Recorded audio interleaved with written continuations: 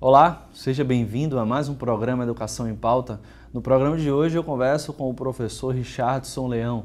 Ele é professor do Instituto do Cérebro e também professor dos programas de pós-graduação em Neurociência e Psicobiologia da Universidade Federal do Rio Grande do Norte e é coordenador do projeto Pint of Science Brasil, que acontece aqui em Natal.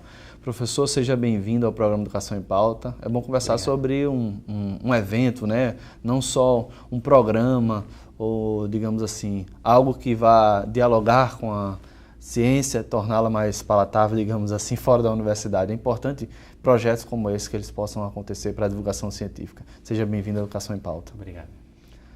Eu queria falar um pouco sobre o início desse programa, né? A tradução do programa pode parecer até para quem está em casa uma quebra, né? Porque a gente fala de ciência e uma ciência às vezes é muito dura, né? Não tem essa ligação com o público. Queria que o senhor pudesse dizer de onde surgiu então um projeto que visa interligar então a divulgação científica com essa determinada especificidade. Bom, esse projeto ele começou na Inglaterra, até pelo nome, né? Para quem conhece, você vai num pub em Londres, você pede uma cerveja que é um pint, né? Que são 550 ml. E foi em 2013, eu acho, que começou. E em 2015, o pessoal de São Paulo trouxe para o Brasil. E hoje acontece simultaneamente em vários países, só no Brasil em 22 cidades. Teve até uma ideia de abrasileirar e se chamar o litrinho da ciência. O litrinho da ciência. Mas isso aqui no Instituto do Cérebro ou dentro da organização mesmo do evento no Brasil? Não, o abrasileiramento foi a gente que fez, é mais como piada. Porque a gente teve que manter o mesmo formato, o logo e tudo, né? Entendi. Essa ideia e a pergunta que eu faço já é uma pergunta emblemática, né? Encontrou resistência dentro da própria universidade porque você uma divulgação científica talvez seja hoje, né, apesar dos meios de comunicação, das revistas científicas, mas ainda falta essa divulgação da ciência para quem não é cientista, digamos assim, para o público em geral. E penso eu que esse evento pode disseminar de forma, digamos assim, mais palatável no próprio dia a dia dos temas sociais, né? Então, a gente não teve patrocínio, a universidade assim, não ajudou em nada. Não sei, a GECOM ajudou na divulgação e tal. Mas além disso, não houve nenhum aporte financeiro similar da universidade. Todo mundo tá falando e trabalhando de voluntário, né? A gente não paga os bares eles funcionam normalmente para a clientela deles, só que realmente acho que eles estão tendo um nível de público bem maior do que o normal para uma segunda-feira. E a GECOM ajudou, foi sempre aberto, a gente não teve nenhuma dificuldade. E você está falando quanto à divulgação científica, eu acho a mídia brasileira bem mais amistosa para a gente do que era no exterior. No exterior você tinha acesso à mídia, mas é só se você trabalhasse num grande grupo ou se você trabalhasse em assunto da moda. Aqui parece que a gente tem uma facilidade maior para ter contato com a mídia. Para ter contato, né? O senhor fez o doutorado e pós-doutorado na Austrália também e na Suécia, né? É isso que a gente vê aí, tem ainda a mídia geral que eu coloco, né? Os meios de comunicação de massa e as novas tecnologias, né? Porque a gente tem, não só no Brasil, mas no mundo, revistas especializadas em ciência e programas, mas eu quero dizer, no Brasil realmente a gente tem, de fato, essa divulgação em um patamar que é substancial, interessante, ou o senhor acha que a gente poderia ainda melhorar um pouco mais, apesar dessa abertura, como o senhor colocou? Bom, o problema é que é mesclado, né? Você não tem, são poucos os veículos que são semi-especializados, né? Você tem, do nosso lado a gente tem, por exemplo, a Mente Cérebro, revistas nesse nível, não são tantas revistas que você vai na banca e compra. E a mídia em geral, você vê, ela coloca essas notícias não num formato, como assim dizer, científico, ela está misturada no meio de outras coisas. Então, eu acho que isso dificulta o acesso do público, a não ser que você saiba o que você vai ler, vai na seção de ciência da Folha. Mas essas notícias tendem a não ter continuidade, né? Você começa a divulgar um projeto e fala, descobriu a cura da AIDS, aí depois ninguém, você sabe, não dá continuidade. O desdobramento, né? Só fala do factual, ou seja... Então, seria... Eu acho também que não existe muito jornalista, existem alguns memoráveis, mas não existem muitos jornalistas que são especializados para a ciência, igual tem lá fora. Entendi. E talvez os veículos eles não tenham tanto interesse com esse tipo de divulgação? O senhor acredita nisso também, não? Você está falando de Lula e Lava Jato, quem vai ler sobre memória e psicose, né? Mas isso, voltando agora para o trabalho de vocês, específico do dia a dia, no Instituto do Cérebro, né? Não só no Instituto do Cérebro, mas hoje em dia a gente tem um patamar de discussão da própria produção científica, que apesar de um pé muito sólido nessa ideia de sujeito-objeto, distanciamento, mas a ciência se faz no dia a dia também, né? É um pouco disso, a ciência tem que ser feita com prazer, e por isso que ela deve ser divulgada dessa forma. O senhor concorda com isso?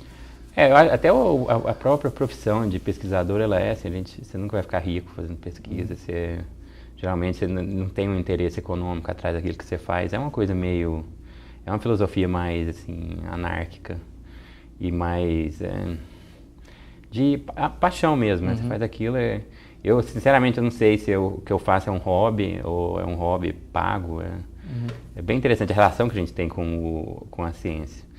Mas isso é o cientista, né? A população, você pensar, a gente faz pesquisa básica aqui numa região com um dos menores índices de desenvolvimento humano do Brasil, né?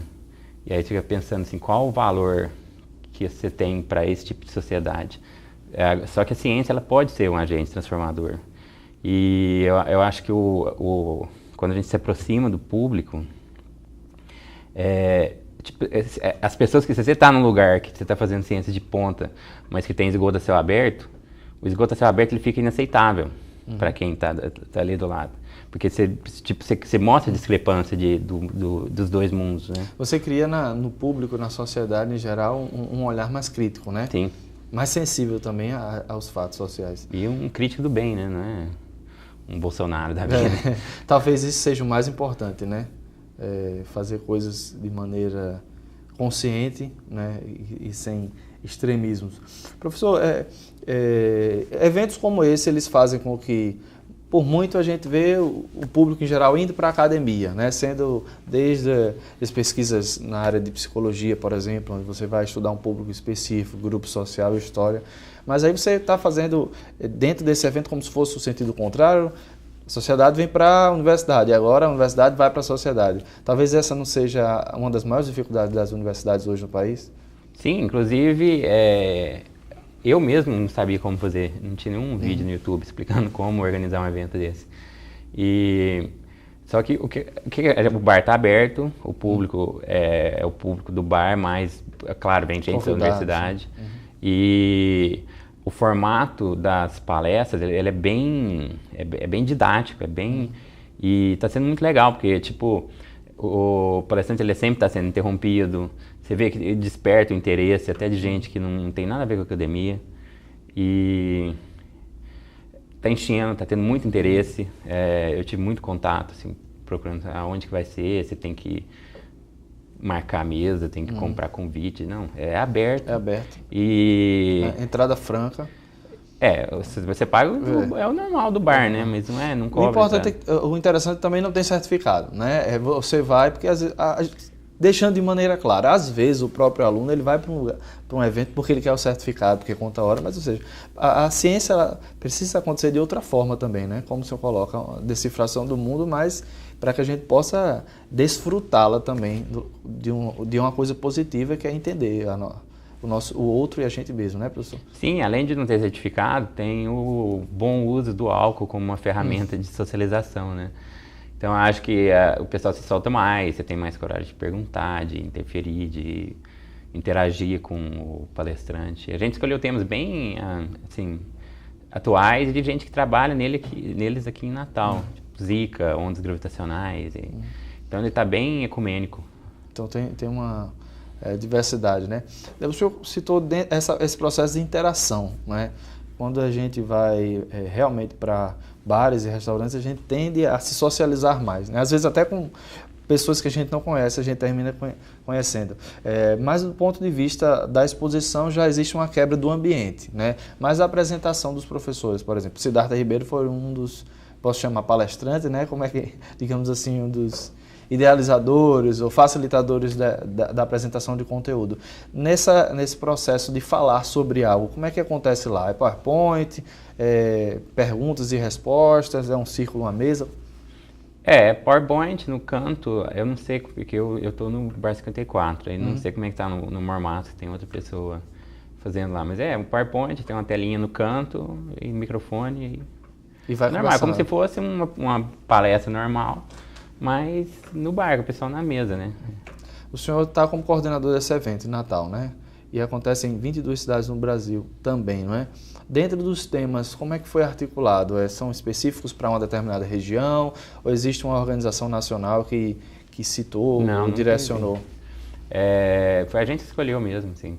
Eu já tinha algumas palestras assim, para o público em geral que eu já tinha visto, que eu queria trazer de novo. Eu tinha visto na universidade. Porque tem gente que realmente tem talento em digerir a informação para o público, né? E aí a gente tentou agregar assuntos mais ou menos similares e a gente teve liberdade total de falar, tanto que assim, não tem, acho que do Estudo Cérebro são só 2 pessoas, 3 que falam. Dentro da organização geral, conta com quantos professores? Existem alunos também dentro dessa? Não, quem organizou aqui em Natal fui eu, a professora Janine e a professora Marraiana do Departamento de Linguística, de Letras. E dentro dos professores convidados, todos são do UFRN? Não, acho que tem 1 ou 2 que não são. Mas a maioria é da UFRN. Temas importantes, né, professor? Então, se ele não tem inscrição, não tem certificado, então também não está cadastrado como evento, uma ação de extensão? A gente cadastrou como ação de extensão porque dá trabalho, né? Assim, até claro. Para deixar no currículo, mas não é assim, um evento oficial do Instituto Cérebro da UFRN. Obviamente, o senhor está aqui em um programa de divulgação científica, é Educação em Pauta, né? Mas como está sendo essa recepção diante de outros veículos? O senhor foi procurado, ou coisa desse tipo? Ou a nossa mídia ainda? Não, fui bastante procurado. Tem entrevista até semana que vem. Então quer dizer que está divulgando bem o assunto? Tá. Acho que a Band foi lá no Bar 54 também. Ok, quais são os bares que... O Bar 54 em Ponta Negra e o Mormaço aqui em Lagoa. Eu vou fazer uma pergunta específica, né? Geralmente um proprietário de bar receber uma ideia dessa, como é que eles ficaram? A princípio, se assustaram? O dono lá do 54, não, ele foi bem receptivo. No Mormaço a gente já teve, porque a gente falou no bar, né? Essa conversa de bêbado, né? Então não vai sair nada disso aí. Enfim, a gente chegou, mostrou a ideia e aí, aceitaram super bem. E são 2 lugares, a gente escolheu porque são 2 lugares que eu gosto. Ok, professor, a gente volta já. Vou fazer um breve intervalo, você de casa não sai daí. Já a gente volta conversando sobre esse projeto de divulgação científica, é um projeto internacional que também acontece em nossa cidade. A gente volta já com o segundo bloco do programa Educação em Pauta. Até já.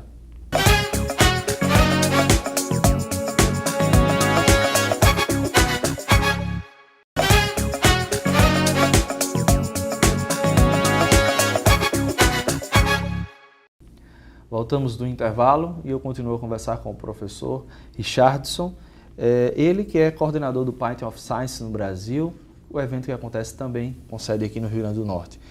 Professor, nós temos alguns tópicos, né, e a gente já vinha conversando, eu queria conversar um pouco com o senhor sobre exatamente a escolha desses temas, né?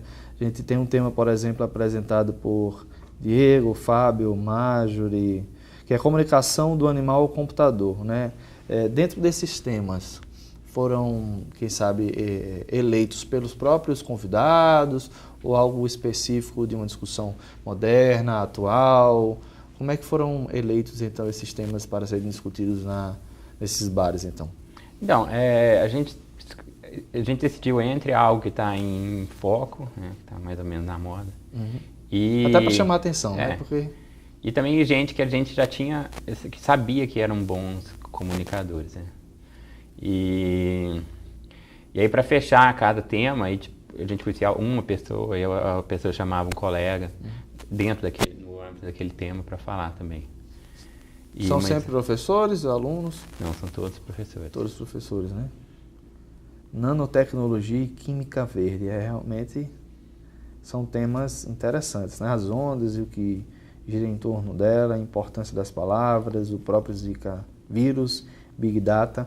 Tem um site específico para esse evento, onde a gente, por exemplo, quem está assistindo agora o programa possa buscar mais informações ou acompanhar esse projeto? Tem, é o www.pintofscience.com.br. A ideia é que esse projeto ele possa ter uma frequência maior, como é que... O Pint é anual, né? O Pint é anual e eu acho que nem meu fígado aguenta mais de uma vez por ano. Tá parecendo carnaval, mas a gente provavelmente vai tentar fazer de novo em Natal no ano que vem. Eu não sei se eu vou estar na cabeça da organização, mas eu vou participar. Esse é o primeiro evento? Esse é o primeiro aqui de Natal. Okay. E espero também que ano que vem a gente consiga algum patrocínio, porque a gente tem que pagar muita coisa do bolso, pagar panfleto. Enfim, acho que ano que vem, como a gente está tendo que a procura está sendo grande, eu acho que vai ser bem mais fácil ter patrocínio. A ideia é que possa acontecer em outros ambientes também, ou realmente essa característica, até do próprio título, ele leve a esses espaços, como os dos bares só? São bares e restaurantes, eu acho. Em São Paulo, acho que eles fizeram um café. Tem uma cervejaria em São Paulo que inclusive fez a cerveja já com rótulo, Pint of Science.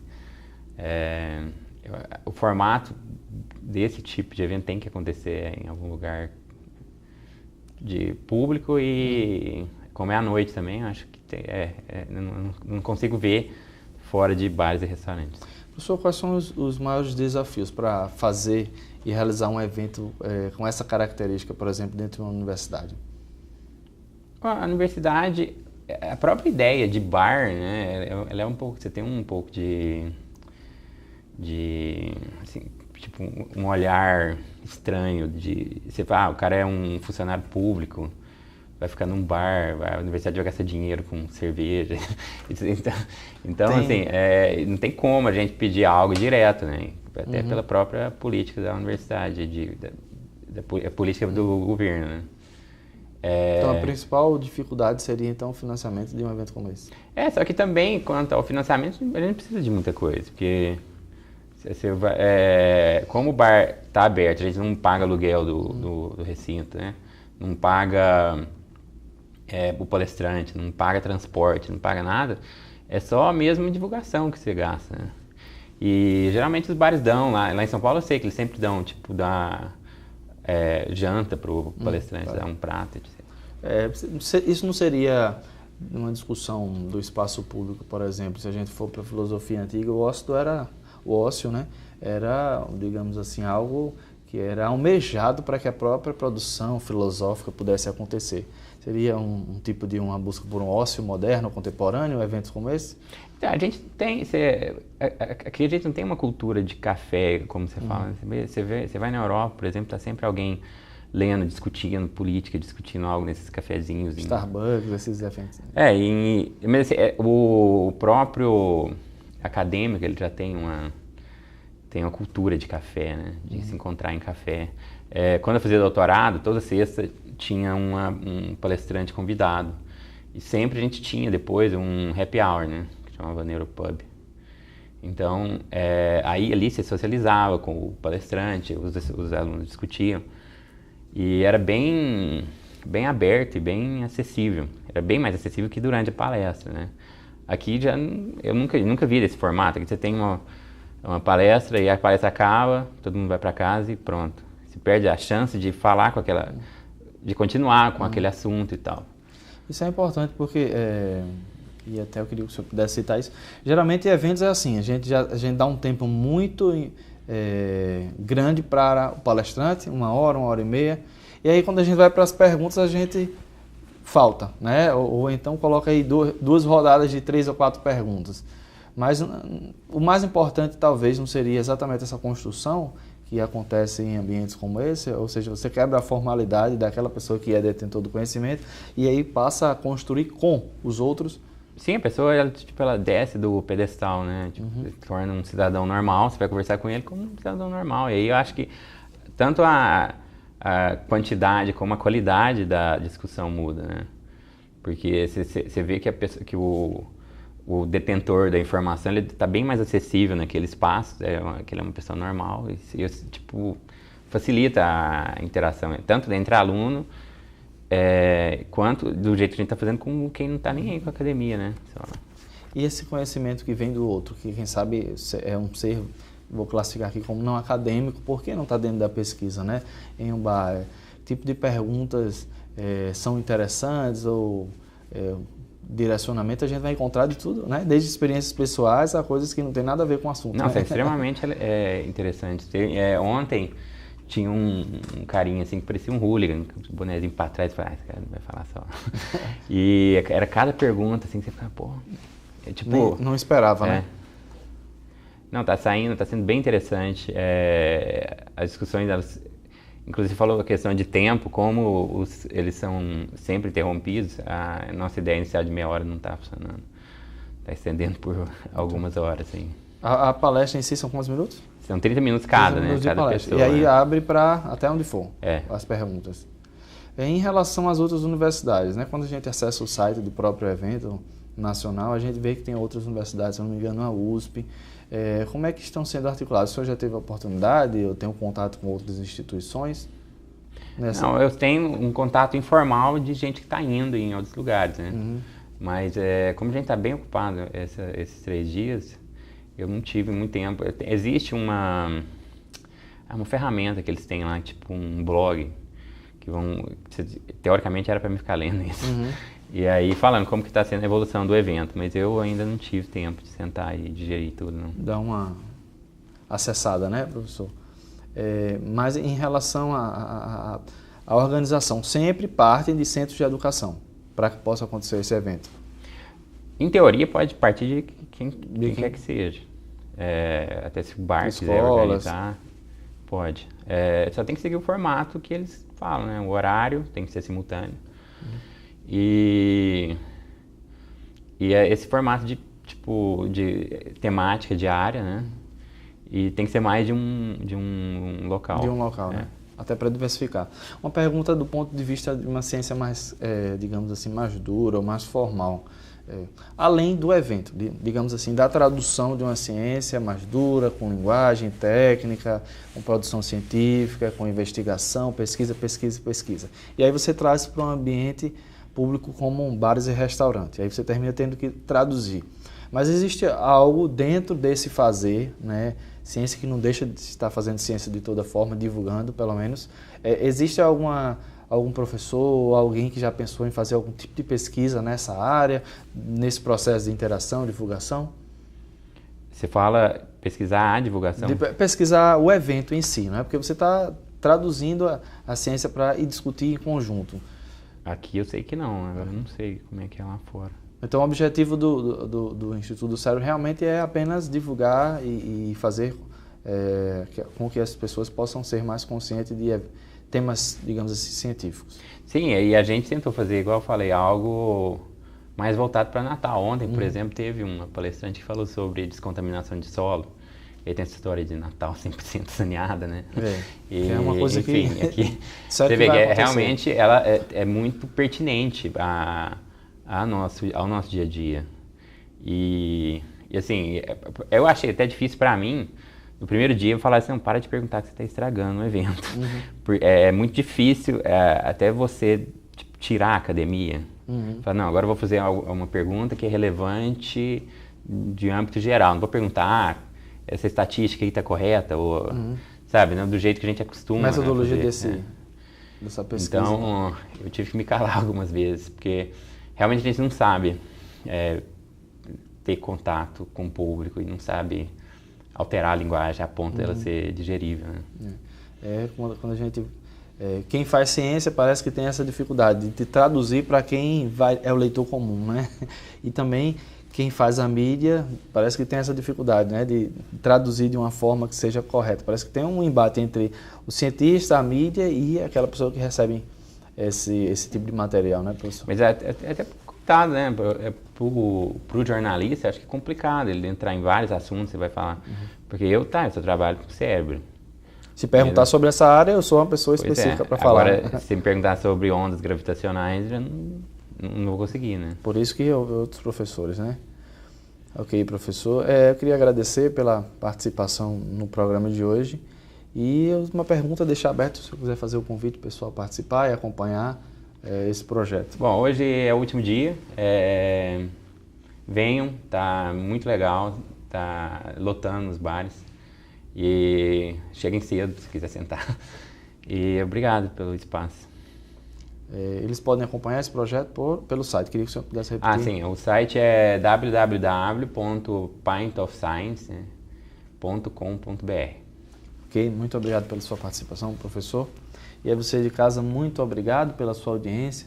Lembrando que o programa Educação em Pauta é exibido aqui na TV Câmara todos os sábados às 10 horas da manhã, com reapresentação também aos domingos no mesmo horário. Você pode acompanhar todos os nossos programas no nosso perfil, no nosso canal no YouTube, Educação em Pauta, e você pode compartilhar também com os amigos através das redes sociais todos os assuntos que são exibidos e são postados aqui no nosso programa. A gente se vê na próxima semana. Até lá, um forte abraço.